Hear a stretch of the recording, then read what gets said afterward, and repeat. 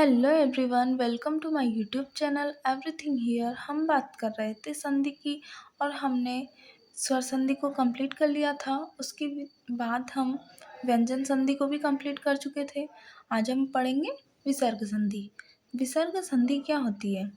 विसर्ग के बाद यदि स्वर या व्यंजन आता है तो उस विसर्ग में जो परिवर्तन होता है उसे विसर्ग संधि कहा जाता है। जैसे कि हमारे पास कोई विसर्ग आ रहा है और उसके बाद स्वर या व्यंजन आ रहा है तो इस विसर्ग में जो परिवर्तन होता है उसे विसर्ग संधि कहा जाता है। इसके लिए कुछ रूल्स देखते हैं, यानी कि कुछ नियम देखते हैं हम। विसर्ग का श स में परिवर्तन। यदि विसर्ग के बाद च छ ट ठ या त थ आ रहा हो, यानी कि इसमें क ख और प फ को छोड़ दिया गया है, इसके लिए अलग रूल होता है। इसको छोड़कर क ख प फ को छोड़कर च छ ट ठ त थ आ रहा है तो च छ श में परिवर्तित हो जाता है, ट ठ श में, त थ स में परिवर्तित हो जाता है। जैसे कि निह धन चय, तो यहाँ पर विसर्ग के बाद च आ रहा है तो ये परिवर्तित होगा श में, तो यहाँ होगा निश्चय। यहाँ निह धन तेज, यहाँ त आ रहा है विसर्ग के बाद तो ये चेंज होगा स में, यानी कि निस्तेज। इसके बाद निह धन चल, यहाँ च आ रहा है तो विसर्ग के बाद च आ रहा है तो ये परिवर्तित होगा श में, यानी कि निश्चल निश्चल। क धन चित, कश्चित, कथंचित कश्चित। निह धन ठर, तो यहाँ पर निह विसर्ग आ रहा है, विसर्ग के बाद ठ आ रहा है तो यहाँ होगा निष्ठुर, ये चेंज होगा श में। धनु धन टंकार, ये चेंज होगा धनुष टंकार में। विसर्ग, हमारे पास विसर्ग आ रहा हो और विसर्ग के बाद क या ख अथवा प या फ आ रहा हो, यानी कि हमने जो ऊपर जो रूल पढ़ा है इसके पहले वाला, उसमें आ रहा था च छ ट ठ त थ, उसमें जो क ख और प फ छूटा उसके लिए ये रूल है। यदि विसर्ग के बाद क ख या प फ आ रहा है तो विसर्ग में कोई परिवर्तन नहीं होता है, यानी कि जैसे कि रजह धन कर्ण, विसर्ग के बाद क आ रहा है तो इसके विसर्ग में कोई परिवर्तन नहीं होगा, ये आएगा रजह कर्ण। पयः धन पान, तो पयः पान। प्रातः धन काल, तो ये इसको लिखा जाएगा प्रातः काल। दुह धन ख, दुख। अब हम पढ़ते हैं स्वर, यानी कि हमें कुछ स्वर दिए जाएंगे, उसके बाद विसर्ग आएगा तो वो किस में परिवर्तन होगा, यानी कि उनका किस में परिवर्तन होगा। जैसे कि ए या उ आए और उसके बाद कोई विसर्ग आए, उसके लिए अलग रूल है। और अ या आ आए और उसके बाद कोई विसर्ग आए तो उसके लिए अलग रूल है। ई या उ आने, ई या उ के बाद कोई विसर्ग आ रहा हो तो वो श में परिवर्तित हो जाएगा, और अ या आ के बाद कोई विसर्ग आ रहा है तो स में परिवर्तित हो जाएगा।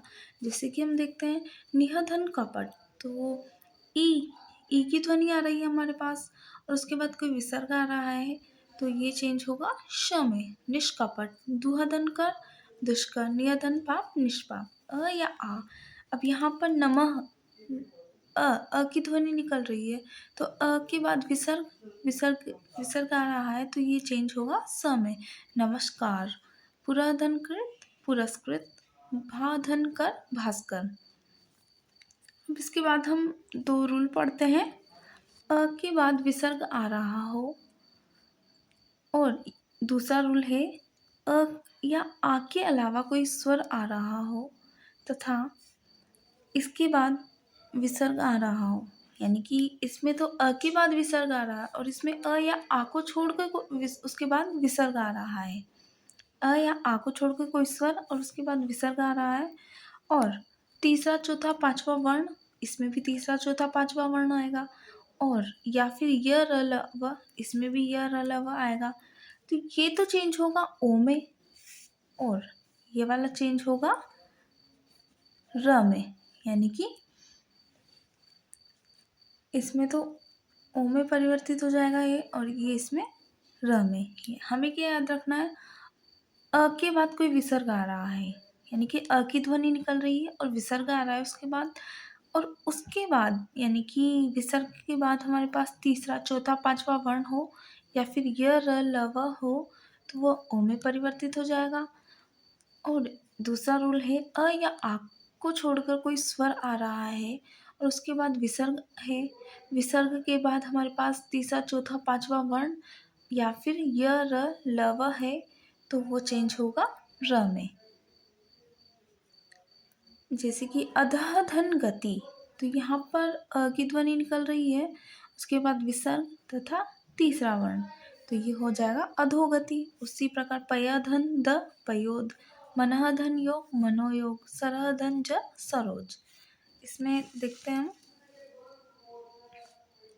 इसका र में परिवर्तन यानी कि निह धन गुण। अब यहाँ पर अ या आ के अलावा कोई स्वर यानी कि ई स्वर आ रहा है यहाँ पर, उसके बाद विसर्ग और ये तीसरा वर्ण, तो ये चेंज होगा र में। निर्गुण, द्वधन मुख दुर्मुख, द्वधन गम दुर्गम, नियधन आशा निराशा, दुह धन उपयोग दुरुपयोग, पुनः धन रचन पुनर्रचन, रचना पुनः धन रचना पुनर्रचना। अब देखते हैं हम, यदि विसर्ग आ रहा है हमारे पास और विसर्ग के बाद र है तो विसर्ग का लोप हो जाएगा, यानी कि विसर्ग और विसर्ग के बाद यदि र आ गया तो र का लोप होकर जो ह्रस्व स्वर है वो दीर्घ स्वर में परिवर्तित हो जाएगा। जैसे कि निहधन रोग, यहाँ भी र आ रहा है, यहाँ र और तो निह विसर्ग उसके बाद र, तो ये यानी कि विसर्ग का लोप हो जाएगा और जो ये ह्रस्व स्वर है वो दीर्घ में चेंज हो जाएगा। ये दिखाया गया है यहाँ पर। तो निह रोग, निहधन रोग निरोग, निहधन रस नीरस, निहधन रस नीरज। विसर्ग में कोई परिवर्तन न हो। कभी कभी ऐसा होता है कि विसर्ग में कोई परिवर्तन न होकर वो जो शब्द रहता है वो वैसा का वैसा ही लिख दिया जाता है। जैसे कि दुहधन शासन, इसको हम दुह शासन भी लिख सकते हैं, या फिर यदि ये परिवर्तित होगा विसर्ग तो ये जो शब्द इस विसर्ग के बाद आ रहा है उसी का रिपीटेशन हो जाएगा, यानी कि दुशासन। दुहधन साहस, इसको लिखेंगे दुहधन साहस या फिर दुस्साहस। निहधन संग या फिर निस्संग, निहधन संदेह, निहधन संदेह, निस्संदेह। आज हम यहाँ पर संधि को पूरी तरह से कंप्लीट कर चुके हैं। नेक्स्ट लेक्चर में हम एक नए टॉपिक के साथ मिलते हैं। Thank you for watching this video.